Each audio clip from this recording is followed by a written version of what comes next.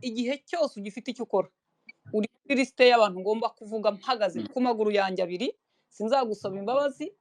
Nabonye uvuga ku gihe ko mu gihambiriwe mu isi kiba gihambiriwe ngo no mu ijuru sinzi ukuntu nabyumvishe ariyo mpamvu bavuga ko ntashobora kubona ubugingo. Ndarahira Imana ihoraho kutari mu mpamvu zatuma mbura ubugingo mbaye mbukwiye, ariko nta mbabazi nkusabye. Ukagira n'ibyo umenya nabyo ni byiza. Nshobora kubaza nk'uko ntakubaza, ariko kukuvugaho nzakuvugaho, n'ejo nabyuka nkuvugaho, n'ibyavuzwe muri space zitandukanye nimpuguka nzaza nongere nkuvugeho, sinkusabye imbabazi rwo.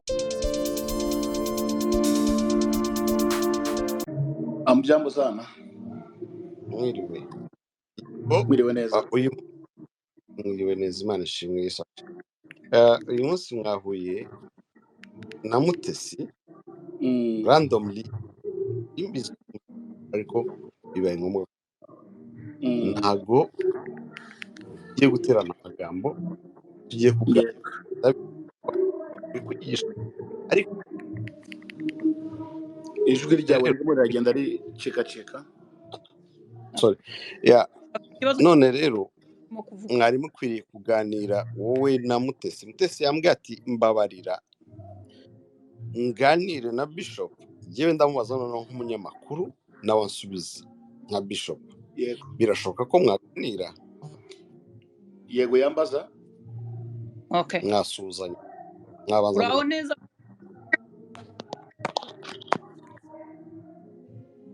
Ntabwo numvise ijwi neza.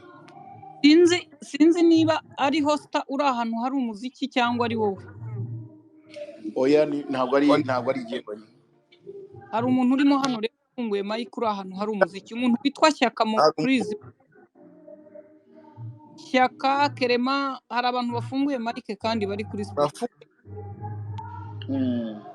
Abantu bose bafunge mic hasigare Scovia na Bishop. Hari umuntu ufite umuziki cyangwa mbamanuye mwese.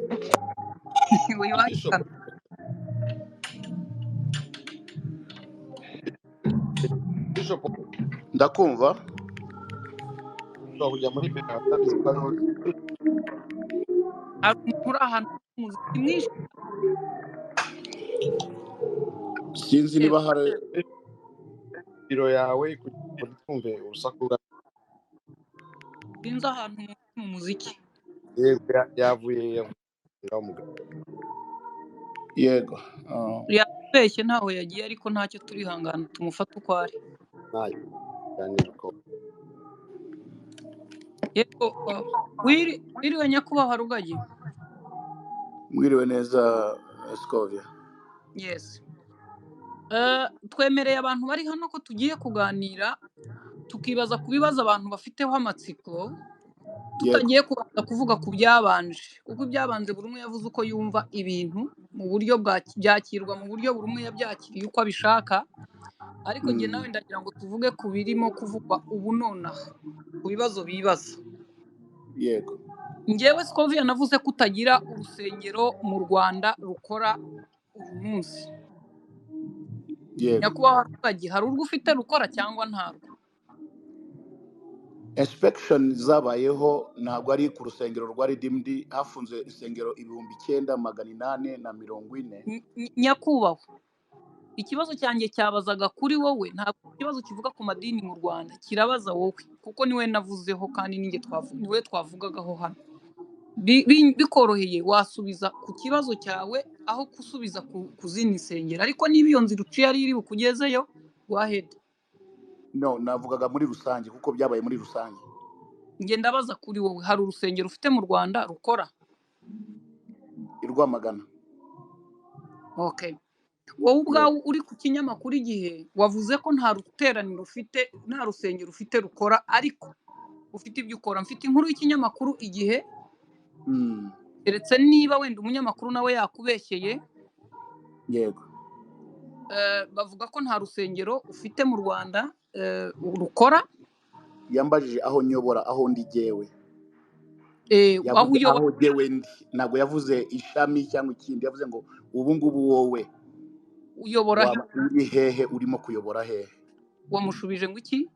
namushubije ntaho mfite ndi kuyobora, naho nayoboraga mu Ruhango ni nyakubahwa reka ishami.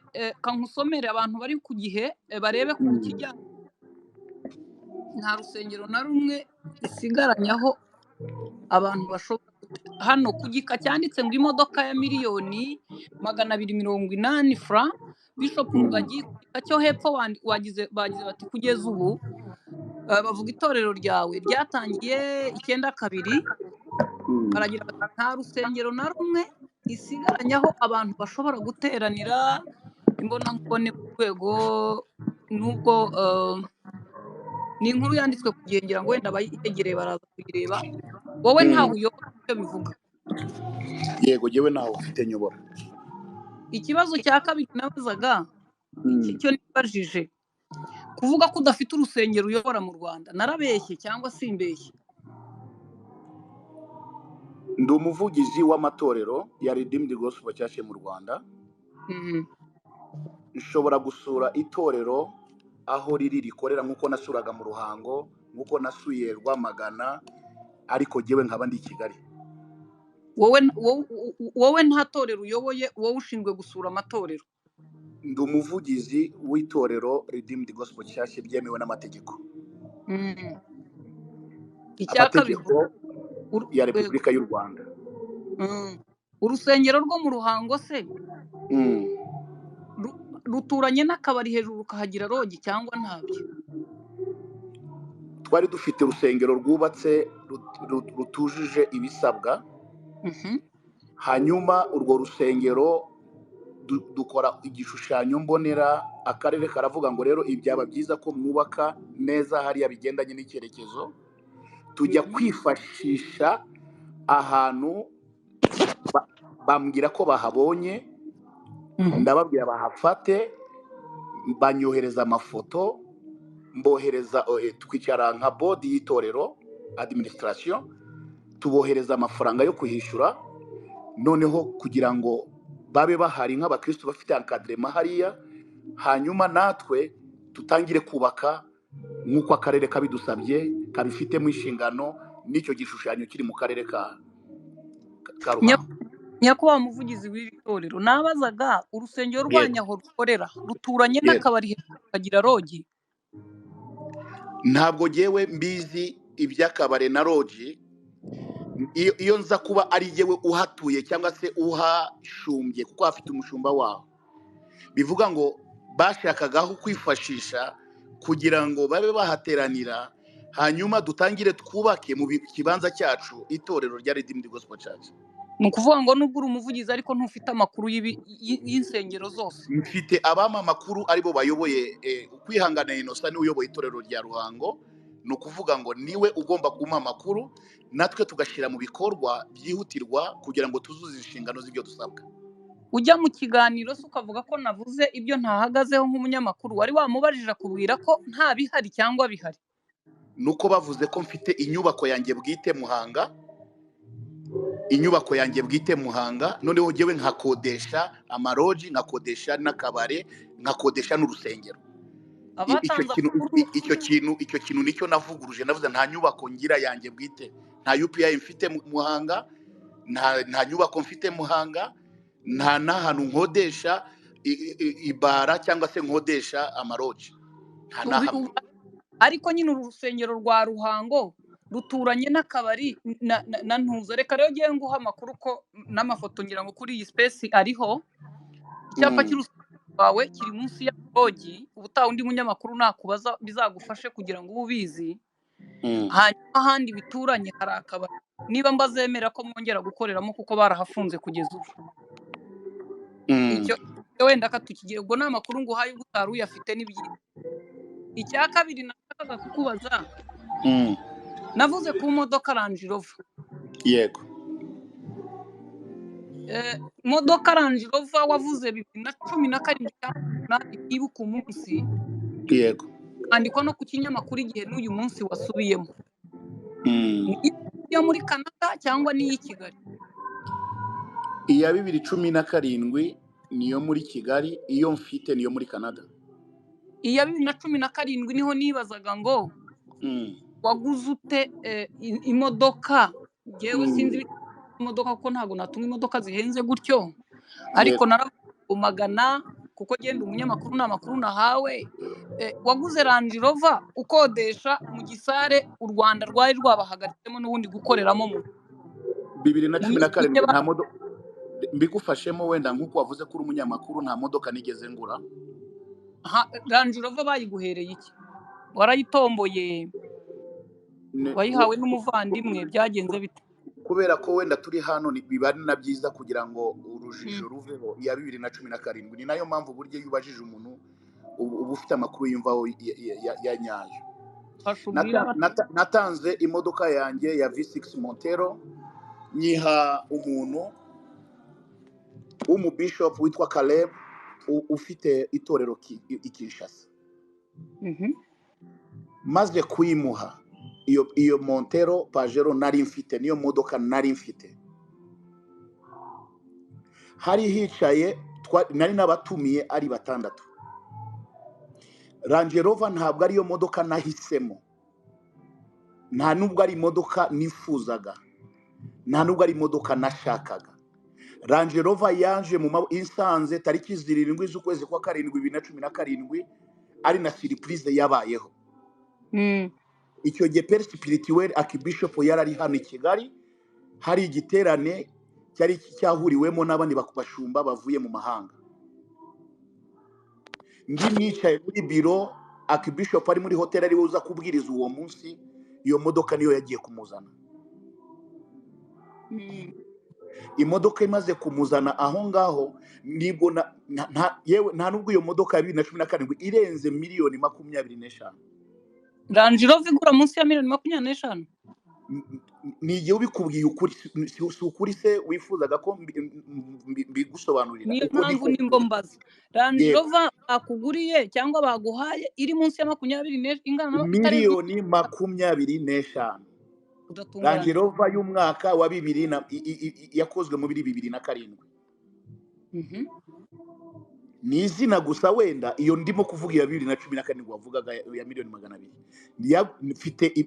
Mfite abayiguze barahari, aho yavuye harahari, ikintu cyose ukeneye kumenya ukuri kwacyo. Kuki bayiguhaye? Nuko bamana isaha, nuko bamana ikindi kintu, ntawe nigeze saba, ntawe nigeze baho. Bishop naravuze ngo yego uri mushuti wawe uriya wandikodinze, nubwo mwavuze ngo byatambutse mu kiganiro ntabwo ariho byanyuze, ariko nta kintu ngo yahisemo ko wowe nawe mubizana ngo rubanda rubivugeho. Ariko nge naravuze ngo ni gute umuntu atunga Range Rover yego atarashaka abitorero korera zibona kwa Rubangura batunze, kuko niho nari inkunza handi simpazi. Yego ayo nandi makuru uzanye yuko ufite n'abandi bakora hirya no hino, utazi niba bakorera ku kabari cyangwa atari ku kabari. By the way nguhaye amakuru uzarebe niba bemerana atazasubira mu kabari cyangwa muri logi. Ngenda ngo kuki utunze Range Rover tarabona inzu y'Imana ngo twasaba kuyoboka tujyemo. Kibazo cyangwa ingiro cyangwa nta shingiro kigira, kubera ko iyo baza kumitishamo bakamitishamo ngo akiri iki kintu kimwe no kubamitishagamo n'ikindi n'ibyanjye bwite, nkavuga ngo no, ngomba kubanza kugura ibibanza by'itorero, ngomba gushaka kubanza kubakira Imana, nta byanjye bwite by'imirenge bimeze uko. Mfite hectare nyinshi hano by'ibibanza dufite ku butaka bw'u Rwanda biri mu mazina ya Redeemed Gospel Church. Mfite UPI ziri ku mazina ya Redeemed Gospel Church. Redeemed Gospel Church ntimaze sinyimaranye imyaka 30 kuko numvise abivuga, ntago nyimaranye imyaka 30. Redeemed Gospel Church nyimazemo imyaka 14 kugira ngo nundi muntu wari hano abimenye. Nimaze muri Redeemed Gospel Church imyaka 30. Umaze kukugeramo mu myaka 14? Yego. Wubatse insengero zingahe? Imyaka 10 ubare imyaka 14. Ibibanza ubwabyo dufite aho tugomba gushira inyubako ku butaka bwose aho twaguze bw'urusengero Redeemed Gospel Church. Ni akazi gakomeye kuko ugomba kujya kubaka urusengero umaze kumenya ingano na kapasite ufite y'abakristo. tushobora kubaka urusengero rw'abantu 300 kandi ufite abakristo 2,000 cyangwa se 1,500 cyangwa 3,000. ni ukuvuga ngo ko ufite umubare w'abakristo benshi niko wubaka urusengero rugendanye n'umubare w'abantu, ni nako ubyibusha inyubako n'inyigo bikigwa neza kugira ngo utihutira kubaka, ahubwo bitume wubaka ikintu kirambye kizamara igihe kandi buri muntu wese ashobora kuba yicayemo neza, atari ikintu wubaka uyu munsi ngo ejo ugisenye. Ikibazo cyanjye cyabaga ngo Yego, mu 14 hari urusengero wari nubatse urusengero mu Ruhango, ni nayo mpamvu nahagaritse kubaka iby'urusengero. nirwo ruhari subu cyangwa nta ruhari? Nibyo nibo kukubwira, nubatse urusengero mu Ruhango, ariko kubera ko twubatse urusengero rutagendanye n'icyo n'igishushanyo turarusenya. None mu kurusenya twubaka, shaka architect adukorera inyigo y'urusengero rugendanye nuko igishushanyo mbonera kimeze. Hanyuma tumaze gusenya aho hantu, dushaka ahantu abakristo bagomba kuba bari temporary, atari ahantu ho kujya kuba. Ibyo ngibyo ndi kuvuga bizwi n'ubuyobozi bw'akarere ka Ruhango. Mugiye gukorera hariya temporary, hanyuma mutangire mwubake. Yego, mwari mwatangiye rero bafungaho, mwari mwagiye by'agateganyo?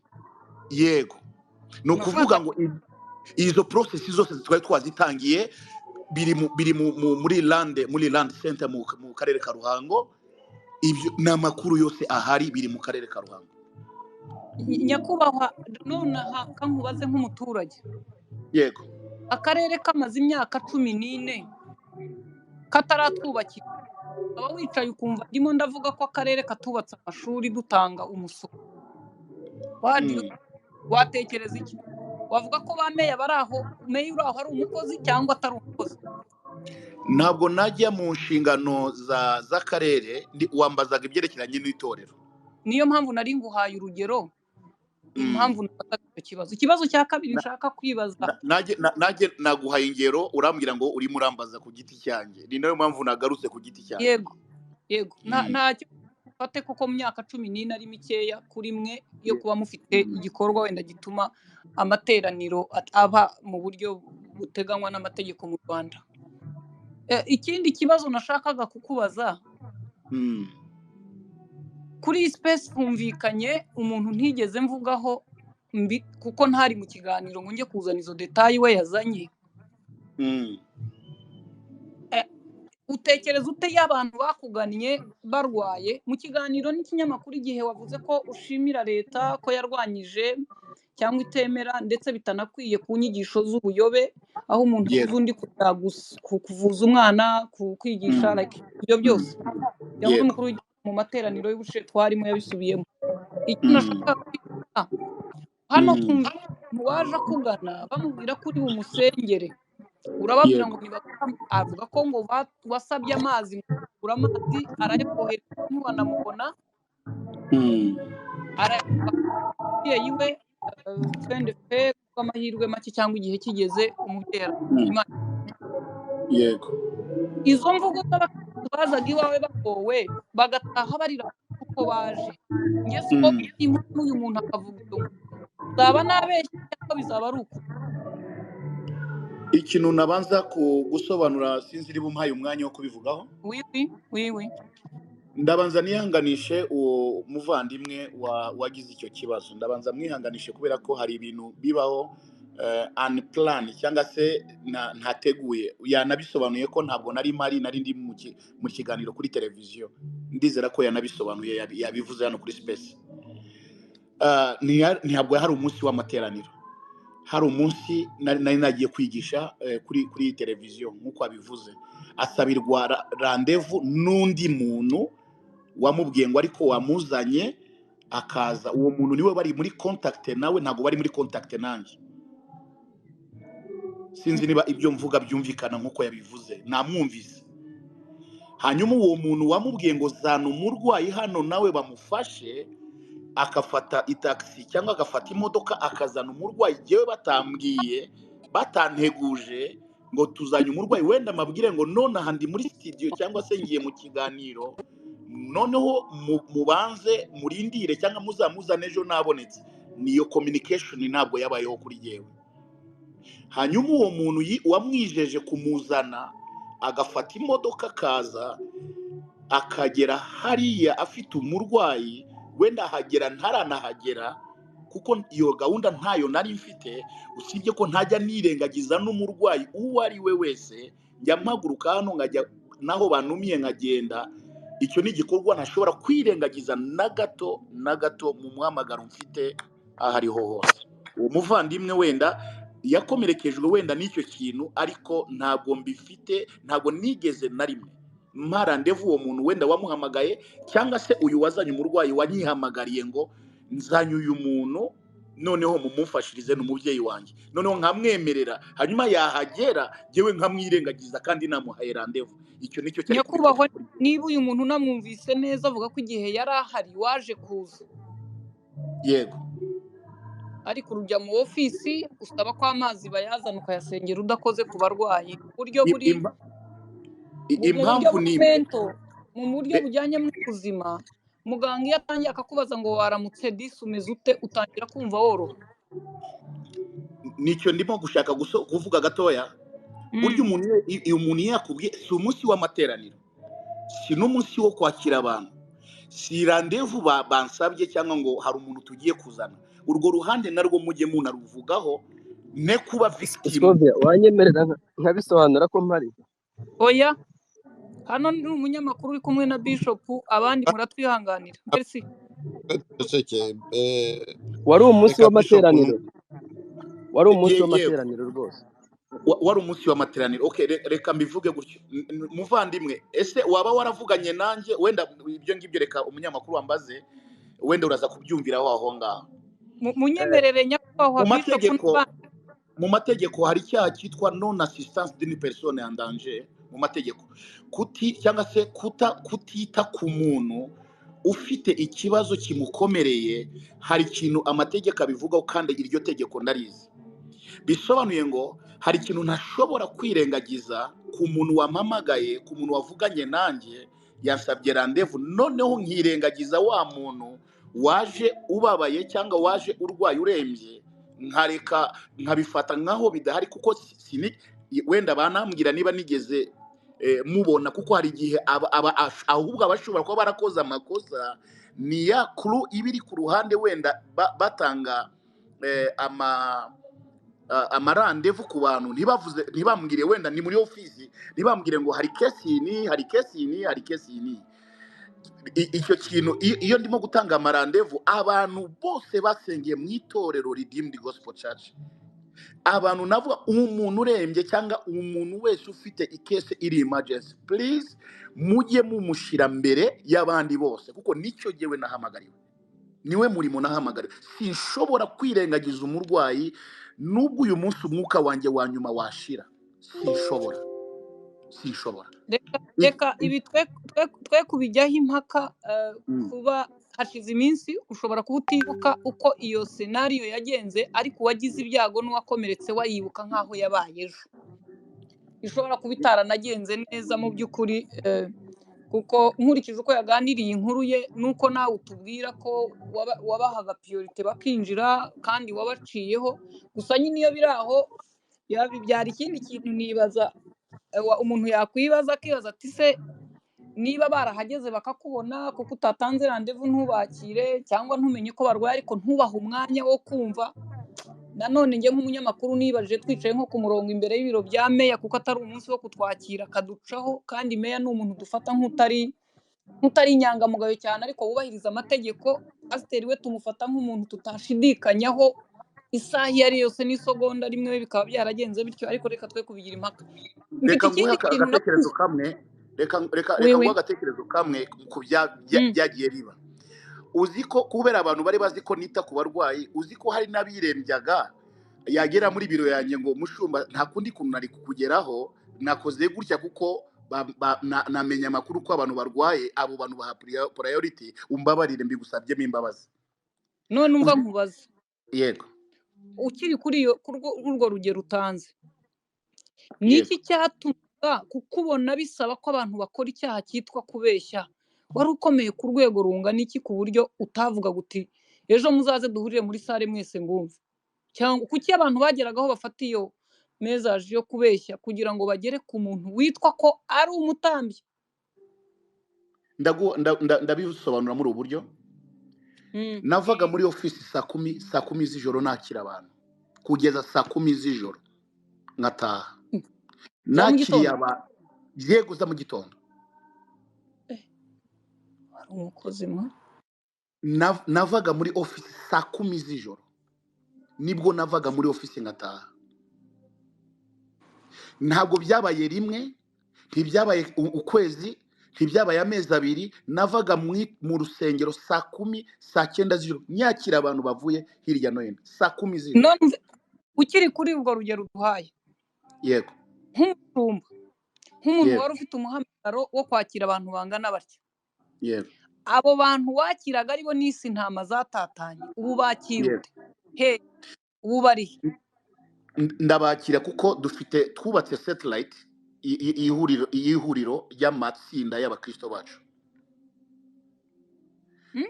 bivuga ngo twubatse imiryango reka mbivuge mu kinyarwanda kugira ngo byumvikane twubatse imiryango ngo numve ko utari umuyoboke w'idini ryawe aho ndi busange sintekereza ko abantu bakiraga ijoro ryose niba amanywa nijoro babaga ari abakristo bawe nacyo twaza kukibaza ikibazo twari mfite ofisi nanone aha n'abakristo ndabakira mfite ofisi n'ubundi uracyakora nk'uko wakoraga ndacyakora nk'uko nakoraga mfite ofisi ikibazo cyanjye nakira abakristo niba barafunze urusengero bagasiga ofisi icyo amategeko atemera ya RGB ni ugukora amateraniro ariko imirimo isanzwe yo barababwiye ngo mukomeze muyikore irimo kwakira abo bantu kubasengera kubabwira bya bindi byose mukora nta kintu na kimwe cyahagaritse umuhamagaro mfite ntabwo mvuga umuhamagaro nyakubahwa ndavuga ibikorwa kwakira abantu ku ofisi y'itorero rifunze byo RGB yabereye ko mukomeza kubikora cyangwa yahagaritse imirimo ikorerwa yahagaritse imirimo yahagaritse ibikorerwa mu rusengero ntabwo yahagaritse cyangwa niba utari kumva sikoje karame turimo turabumva twe turabumva ariko na network naronkoresha wifi ariko mpinduye nuzi baranyandikira yego nari ndimo wari urimo utubwira ngo bahagaritse iki babemerera iki ni nko kuvuga ngo niba twari twarubatse amashuri ntiyari guhagarara cyangwa twari kubatse ibitaro ntiyari guhagarara turimo turabumva arimo aranavuga Bishop arimo aravuga abantu mu muting kugira ngo reka Bishop amanuke gato twongere tumuzamure kugira ngo twese tumwumve nanjye mwumve mukabyaramo ni ushaka network mutesi urimo uramwumva yego ndamwumva reka Bishop amanuke gato nongere muzamure Bishop amanuka gato nkongera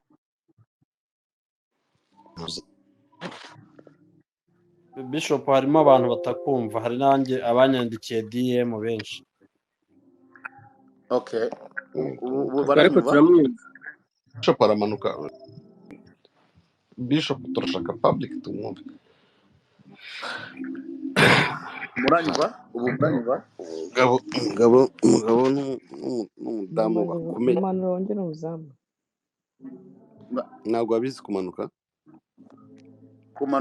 ariko sikobi hari ibibazo dushaka kuza kutubariza oya buretse ngoga Bishop murakanda kuri ahantu hari utuntu dutatu urahita ubona ahantu ngo switch to listen ujye mu batega amatwi noneho duhita twongera tuguhe mikoro kuko hari abantu batarimo bakumva nanjye banyandikiye DM yego yamanutse reka muzamure Bishop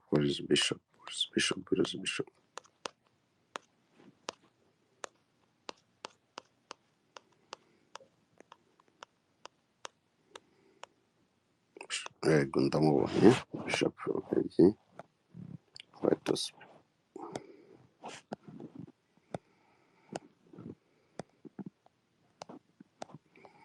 tegereje ko azamuka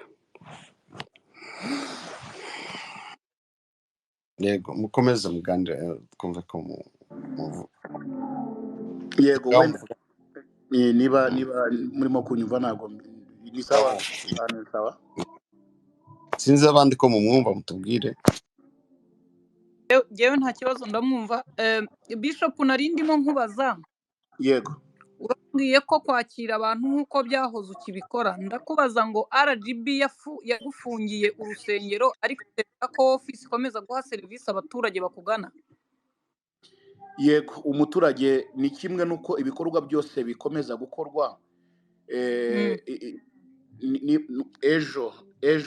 Ejo kuwa gatandatu kuri GS Nyamagana yewe na body yose ya church twagiye kwishyurira abanyeshuri minervare barenga 120 minervare igihembwe cyose ejo kuwa gatandatu.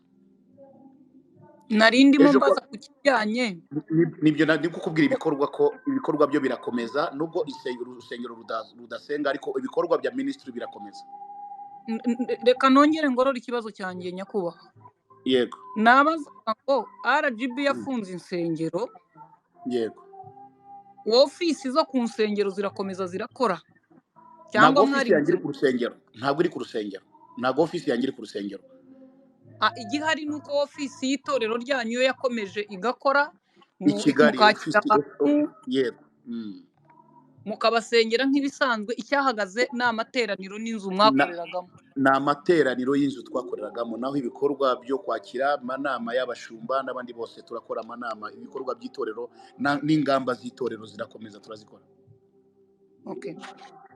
Hari ikintu cya nyuma nshaka kubaza, nakomeje kukivuga kenshi, nkoresha n'amashusho yawe. Yego. Nubwo ari amafaranga uvuga ko wayahaga abakene nk'uko bivuga, kuki wavugaga ko amafaranga atangwa n'abakristo bayaha undi mukene, barimo gushyira ubukene bwabo ku gitebo ngo babuhe undi mukene? Ugize neza ko ari wowe unambajije iki kibazo. Naje hano kubaza nk'umunyamakuru. Yego. Twari mu materaniro asanzwe, haba umudamu ushima ko umugabo we yafunguwe. Yaramaze hafi amezi 6 afunze. Noneho avuga uko umugabo we atari akijijwe, noneho arashima Imana ko yateye intambwe amusanze mu gakiza. Aravuga rero mu gihe cye yarafunze uwo mugabo, byaramugoye cyane kumugemurira, gutunga umwana, kugaburira ku minervare y'abana, akoresha ibihumbi 3 ari byazunguza bakabijyamo akabivuzamo umwana. Icyo kintu cyahise kiba shoke ku mutima wanjye. Nahise nkora mu mufuka wanjye wa costume nari mfite, sora amafaranga yose nari mfite, n'igihe wa mbere wabanje kuyamuha mu maboko ibihumbi 100. Maze kubimuha mu maboko yiwe, ndasubira aho narindi. Abantu babonye yewe nta nkozi icyo gikorwa cyo gufasha uwo mumama, atararangiza no gushima ko navuze ngo umugabo wari hano yari hano, araza barahagararana. Abantu baraza bazana imyenda, bazana inkweto, bazana ibintu byose. Niba munyumva, ikibazo cyanjye cyabazaga ngo kuki mwakoresheje amagambo yitwa, kuko inkomoko yo gushima nta n'impamvu yo kujya mu buzima bw'uwo muntu ngo tujye kuzana yari ubundi izana mu kindi kibazo. Ariko nabajije ngo kuki bo kuvuga ngo nimushyire ubukene bwanyu hano, noneho ubwo bukene turimo gushyiraho ari bwo mafaranga, mukabuha undi mukene, kuko uwo muntu yari umukene byensiri impamvu yafashwaga. Kuki mwakoresheje amagambo y'ubukene? Nta yandi magambo Bibiri yigera uburyo yakumvikanisha ko turimo gufasha tudatanze ubukene, ahubwo dutanze ubutunzi bwacu. Hakaswe n'ubu nkibaza. Ndashaka kugusubiza kuko umbajije, kuko iyo wenda uza kumva amagambo yose navuze narangije byari kuba byiza cyane. Wenda bakase ahantu navuze ngo jugunya, ariko ntibavuze iyo context yose y'amagambo n'amajambo nasomye muri Bibiliya, ntago bayavuze. Avuga ko gufasha agendanye n'umukene, hahirwa abakene. Iryo jambo hahirwa abakene, ngo kandi ufasha umukene, niko Bibiliya ivuga. ufashe umukene, nakoresheje ijambo riri mu migani, ufashe umukene uwiteka azamugorera kandi ntazakena. Icya kabiri ntazakorera abagufi, ni ku ijambo ry'Imana rivuga. Nyakubahwa Bishop, ikibazo ayo magambo yose navuze barayakase. Ndongera ikibazo cyanjye nkigorore nyakubahwa. Niba Bibiliya ivuga ko ufashije umukene azagororerwa kandi atazakorera abagufi cyangwa abakene, mbese nawe azakira, kuki atari yo wakoresheje ugakoresha ijambo rivuga ngo nimujugunye ubukene bwanyu hano? Narayakoresheje, ahubwo bakase nibujugunye. Ariko ubwo wabyumvise, ariko ibiri ku ruhande n'ibivugwa. Aha, ibyo biri ku ruhande tugize amahirwe urabivuze, ariko no kujugunya ubukene ni wowe wabivuze. Yego, uranyumvise? navuze iryo jambo kuko biri muri Bibiliya, ntabwo ari ibyo nihimbiye. Bibiliya iravuga ngo tujugunye ubukene, gufasha abakene ntazakena. ufasha abakene ntazakena. Bibiliya ngo ntabwo azakena, ufasha abakene ntazakena. Ikibazo cyanjye ndagisubiza, ubujugunye ubukene kuko utazakena. Ndabivuze, ubujugunye ubukene kuko utazakena. Nyakubahwa, iyi video wabayifite mwongere muyizane mu magambo yawe nk'inshuro zigera kuri 5, ukomeza uvuga ngo jugunya ubukene bwawe hano, ukakomeza kwa kundi muvuga mwanima ntuza. Iyo ni repeat yagiye ibaho, kandi mu by'ukuri si bifite umurongo ngenderwaho, kuko jewe ntabwo reka ibintu turimo turabiganira, ariko iri jambo kurikoresha birasaba ko umuntu ubyumva abanza kumva n'ikindi kiganiro cyose. Noneho niba hari umuntu wabonye amakuru atumvisha ikiganiro cyose, aravuga ko iyo ushaka ko abantu baha umukene amafaranga yabo yagira ubukene. Ndagira ngo wumve muri communication birasaba ko twumva ikiganiro. None ubwo tutumvise ikiganiro cyose, twumvise ubukene. Kuki ukora communication ituma usiga irembo rituma tubifata uko twabibonye, kuko tutabonye umwanya ubishaka hose. Ndaguha urugero, hari igihe abanyamakuru twandika titire, kambaho urugero inkuru yabayeho abanyamakuru cyangwa abandi barayibuka.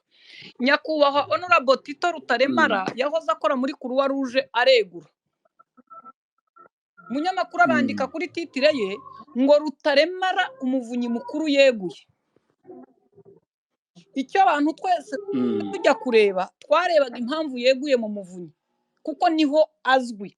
Ntabwo twarebye muri Croix Rouge tutari tu. Ariko bituma kwegura byabaye, n'uweguye n'umuvunyi, ariko hari ahandi hantu yeguye. Umuntu wasomye iyo titire bwarakeye akajya abaza abantu tuwabaye umuvunyi ninde, kuko yamaze gusoma ko yeguye. Bivuze ngo niba warakoresheje amagambo ndi bwite ngo yanima, ariko agatuma abantu babona icyo bavuga, nicyo cyatumaga nibaza icyo. Reka ibyo tubyihorere kuko sinimo gutanga ikiganiro ndimo ndabaza. Reka mbaze ikindi kibazo mbere yuko abandi hano babaza ibibazo ukabasubiza kubikurikije wenda ku byasigaye. Yego, njya mbivuga mukabitera urwanya n'urusha no mu kiganiro mugisubiramo. Iyo twiga gukomezwa mu Anglikani tuma Bibiliya. Inkuru nyinshi muri Bibiliya zivuga ko ukuboko kw'iburyo iyo gutanze, ukw'ibumoso ntikubimenye. Yezu ngo ari ahantu runaka akiza umuntu, ariko aramubwira tugende kandi ntubivuge. Ariko ntiyaceceka. Birumvikana niko abantu tumeze, ntitujya tubasha rimwe na rimwe kurinda amasezerano cyangwa kubera ibyishimo. Uvuga iki? Kuko uba warajyaga gusengera umuntu uvamo abadayimoni, ukesitara kamera ikerekana siporo yazigwa bahambira cyangwa umugabo aturufuze, mu gihe kwa muganga bashyiraho rido niyo ari muri sare. Biriya bintu byo gusengera kamera ngo n'abataje babone ukuntu abazimu bamvuyemo, byo bivuga iki? Iyo ugize neza kumbaza icyo kibazo kugira ngo wenda n'undi wese abyumve, iyo umuntu arimo kwigisha ijambo ry'Imana ntabwo uba wumvishe n'umuntu watewe na dayimoni cyangwa se umuntu urwaye igicuri. Bisobanuye ngo hashobora kuba haje umuntu umaze imyaka myinshi aterwa n'indwara y'igicuri, bakaba bamuzana mu materaniro yambaye neza, atari n'umunsi wenda wo gusengera abantu, cya kintu kikamufata ko ni uburwayi umuntu adakontorora. Bamara bw'igicuri ni uburwayi umuntu adakontorora.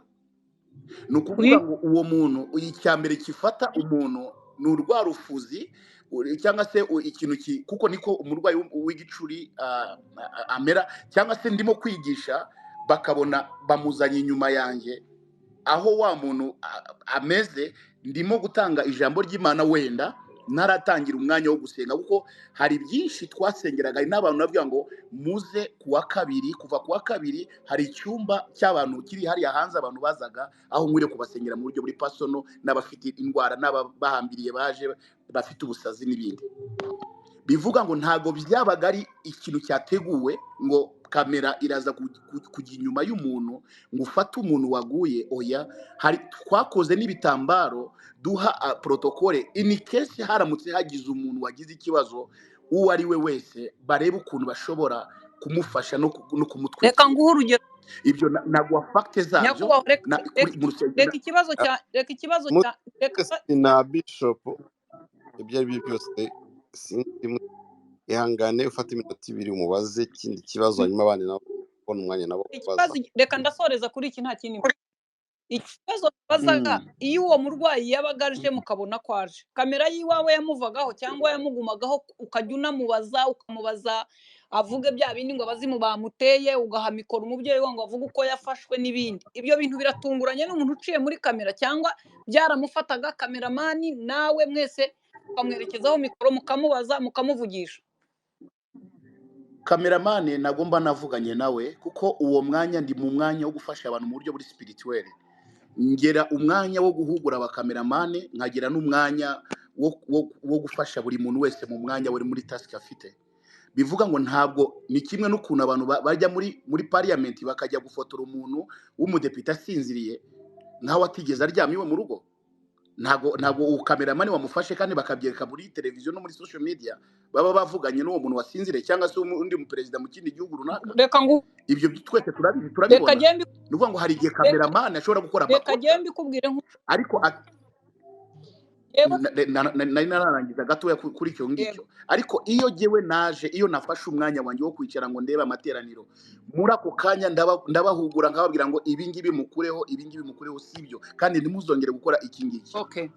Hari igihe umuntu ashobora, ari nabo nirukanye mu kazi, harabo nirukanye yewe nyakubahwa, none kubera icyo yego. Noneho kankubaza, amashusho asa cyo ari kuri website yari iyanyu n'ahandi, niba wemera ko byakorwaga kubera accident, kuki kiriho mutayasiba? No, byaranahinduye kuri website zacu. Hari byinshi byavuyeho. Naranafunze niyo nabazaga nk'ibikiriho. Oya, narayifunze, yari ku mazina yanjye. Iyo YouTube yari iriho ibyo ngibyo, narayifunze. Mutesi murakoze. Natakaje abantu barenga 110 ba followers kuri YouTube kubera ibyo ngibyo. Uretse ibyabaga biriho nyine byabaga bidakwiriye, kuko bwabaga ari uburyo butarimo kubaha abantu. Bishop nicyo nabikoreye kubera ko nabo ngabo babikoze, narabahanye nabyo ndabihagarika, kuko nabonaga ni nko ubwira umuntu gukora iki nawe akaza gukora iki. Ngewe ndasoreza kuri iki ngiki cyongira.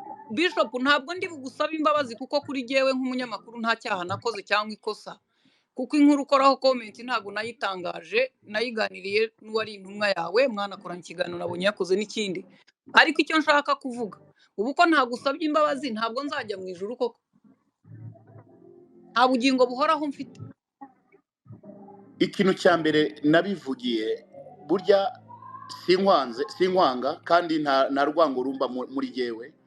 Ni nayo mpamvu navuze hari ikintu cyitwa gutera intambwe, kuko nagize n'amahirwe bamenya ko uri umukristo, menya ko usenga. Ndavuga rwose niba ari mwene data dufatikanye urugendo rujya mu ijuru, kuko mu by'ukuri hari ikintu kibaho wumva umuntu avuga ukabona ko ari nko gutandukira. Sinzi niba ari ibitekerezo baba watanze, ariko yarameze ngo bantumye. Rero iyo umuntu akubwiye ngo bamutumye, mu by'ukuri numva ko ari nk'ikindi kintu gihari nasobanukiwe icyo ari cyo, kuko yambwiye ngo bamutumye, ngo bantumye ngo ngubaze, kuko yabanje no kunyereka amamesaje bantumye. Niba bagutumye reka ndeke kujija cyangwa se kugira ikindi kintu wenda cyajijisha abantu mu buryo ubu cyangwa ubundi. Ntabwo yewe mvuga ngo nanezerwa, ahubwo nuko twazabana mu bwami bw'Imana. Niyo munezero wanjye, kuko nicyo duharanira twese. Icyanezeza nuko tubana mu bwami bw'Imana. Urakoze cyane Bishop. Ngewe Scovia ntambaza kuri iki nakoze, n'ubutaha ukemera ko uri umuvugizi w'iri torero rimwe ukaba utazi ibyaba, igihe cyose ugifite icyo ukora uri kuri lisite y'abantu ngomba kuvuga mpagaze ku maguru yanjye abiri, sinzagusaba imbabazi. Kabonye uvuga ku gihe ko mu gihambiriwe mu isi kiba gihambiriwe ngo no mu ijuru, sinzi ukuntu nabyumvishe, ariyo mpamvu bavuga ko ntashobora kubona ubugingo. Ndarahira Imana ihoraho kutari mu mpamvu zatuma mbura ubugingo mbaye mbukwiye, ariko nta mbabazi nkusabye. Ukagira n'ibyo umenya, nabyo ni byiza. Nshobora kubaza nk'uko ntakubaza, ariko kukuvugaho nzakuvugaho, n'ejo nabyuka nkuvugaho, n'ibyavuzwe muri space zitandukanye nimpuguka nzaza nongere nkuvugeho. Sinkusabye imbabazi rwose, kuko akazi kanjye ni ukuvuga, ariko nawe ubwo ufite space uzajya uza wisobanure cyangwa uceceke. murakoze mwanyuzwe.